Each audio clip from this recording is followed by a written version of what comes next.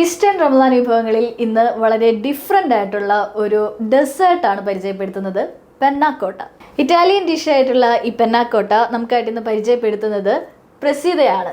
പ്രസീത, അപ്പോൾ വളരെ പേര് കേട്ടാൽ തന്നെ നമുക്കറിയാം ഒരു എന്തോ ഒരു ഡിഫറെൻറ്റ് സാധനമാണ് വരാൻ പോകുന്നതെന്നല്ലേ. എന്താണ് ഈ പെന്നാക്കോട്ട?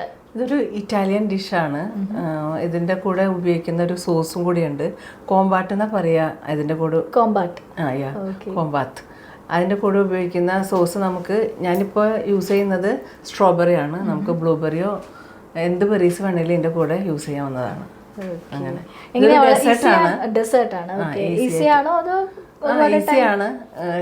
ടൈം കൺസംഷൻ വരുന്നത് ചില്ലാക്കിയിട്ട് വേണം ഇത് യൂസ് ചെയ്യാൻ വേണ്ടിയിട്ട്. സ്റ്റാർട്ട് ചെയ്താലോ? Okay, thank you. ഇതിലേക്ക് നമ്മൾ ആദ്യമായിട്ട് ചെയ്യേണ്ട കാര്യം,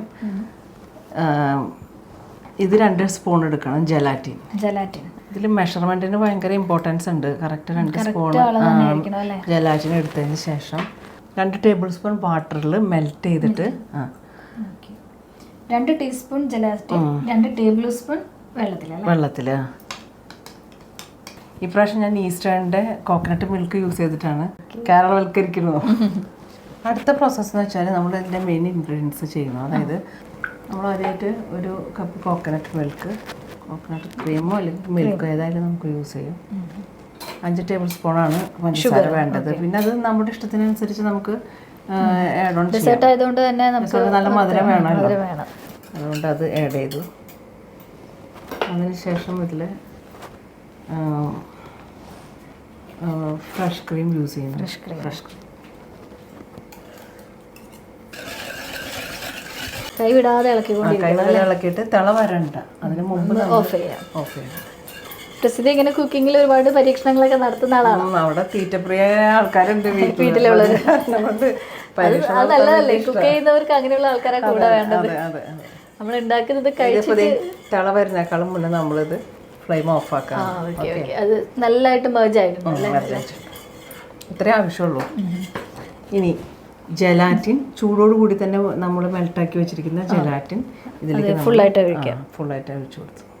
വാനില എസൻസ് ഇത് ഞാൻ അളവെടുത്ത് വെച്ചിട്ടുണ്ട്. എത്രയാണ്? 2 ടീസ്പൂൺ. 2 ടീസ്പൂൺ. ഒരുപാട് ഇൻഗ്രീഡിയൻസ് ഒന്നും വേണ്ട അല്ലേ? വേണ്ട. ക്രീമും കോക്കനട്ട് ക്രീമും ഇനി ഇതിൻ്റെ കോമ്പൗട്ടും കൂടെ ഉണ്ടാക്കണ്ടോ. അടുത്തായിട്ട് നമ്മൾ ഈ ഉണ്ടാക്കി വെച്ച മിശ്രിതം അരിപ്പൊടി ഉപയോഗിച്ച് നമുക്ക് ഇതിലേക്ക് അരിച്ചിടാം. നെക്സ്റ്റ് നമുക്ക് ഇതിൻ്റെ കോമ്പൗട്ട് ഉണ്ടാക്കണം. അതായത് നമുക്ക് സ്ട്രോബെറിയുടെ കോമ്പൗട്ട് ഉണ്ടാക്കാം. അപ്പോൾ ഇതിൻ്റെ പണി കഴിഞ്ഞു അല്ലേ? ഇത് ചില്ലാവാൻ വെക്കണം, റെഫ്രിജറേഷൻ ചെയ്യണം ഒരു 5 hours. 1 കപ്പ് സ്ട്രോബെറി എടുത്തതിൽ ഞാൻ പകുതി അരച്ചു. പിന്നെ അത് ചെറിയ പീസാക്കി വെച്ചേക്കാം. ഇനി കുറച്ച് ഡെക്കറേഷൻ മാറ്റി വെച്ചിട്ടുണ്ട് ഒരു പീസ്. ഇനി നമുക്കിത് പാനിലേക്ക് ഒഴിക്കാം.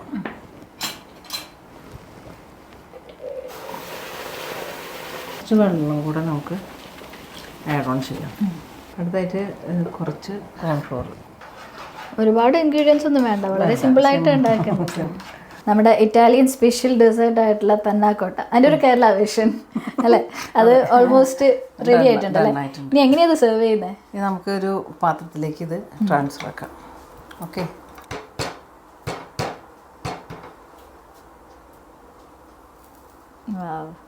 ഇതിന്റെ പുറത്ത് നമുക്ക് സോസ് ഒഴിച്ചിട്ട് സെർവ് ചെയ്യാം. നമുക്കപ്പോൾ ഇതിലേക്കാണെങ്കിൽ ഡയറക്റ്റ് ഒഴിച്ചിട്ടുണ്ട്. ഈ ഒരു ഗ്ലാസ് ആണെങ്കിൽ നമുക്ക് തന്നെ ഡയറക്റ്റ് ഒഴിച്ച്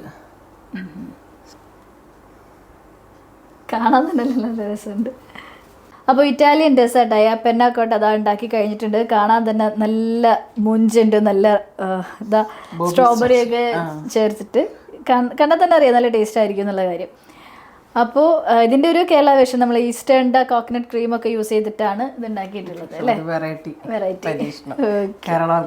അപ്പോൾ എല്ലാവരും മസ്റ്റായിട്ട് ട്രൈ ചെയ്യേണ്ട ഒരു ഐറ്റം തന്നെയാണ്.